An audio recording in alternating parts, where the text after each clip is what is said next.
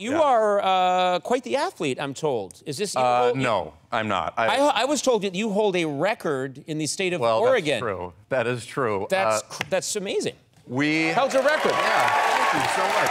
Thank you. Well, maybe we should hear what the record is first.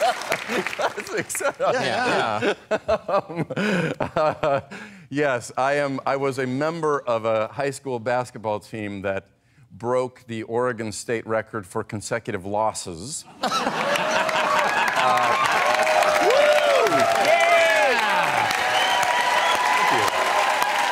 USA! USA! You somehow extrapolated. Yeah. I was not even good enough to start on this team. I was on the bench. This is the record. You set the record for most losses, and you were on the bench. I was on the bench. As we were getting close to the record, the newspapers kind of got a hold of the story and were, sort of excited. Not a lot happening in Southern Oregon, and started to kind of count it down a little bit. So there was a little bit of pressure on us, and so our school decided to give us a ceremony for enduring the state's longest losing streak. So they held a ceremony in school where they had us all come up on stage and receive we were the Mustangs, a Mustang Pride pin. So just in case anybody didn't know who were the losers in school, you could just point up on stage at each of the people getting a pin. This is before, the sickest ceremony. I wish you'd been the lion so it could be a big L. The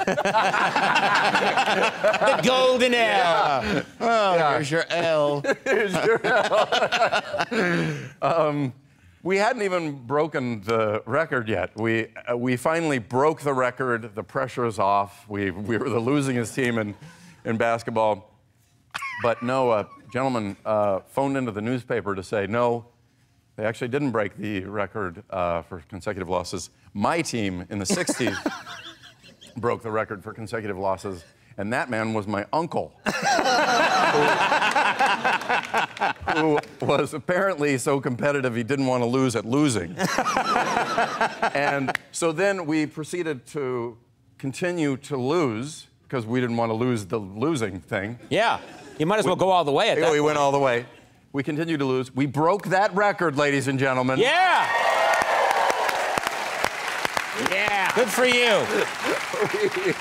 Until finally they brought in a motivational speaker who was very, very, uncannily predated Chris Farley's van down by the river. Down by the river. He was a weightlifter who came in these sort of the 80s, barely tied sweatshirt at the shoulder, like that thing. Kind of screamed at us for a half an hour before the game. We was leading right up to the game. To inspire you to win. To inspire us to win.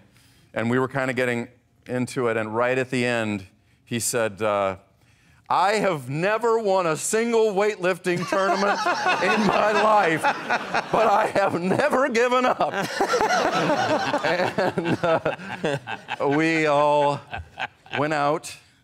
We went out, got into the layup line. He stood underneath the basket, and his big, giant, kind of loving arms was sort of catching us and then sending us back out in the layup line. I don't want to think too deeply about what was going on there.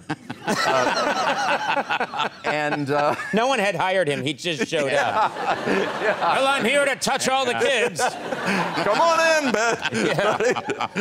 They're back here. I've got my own methods. You'll see.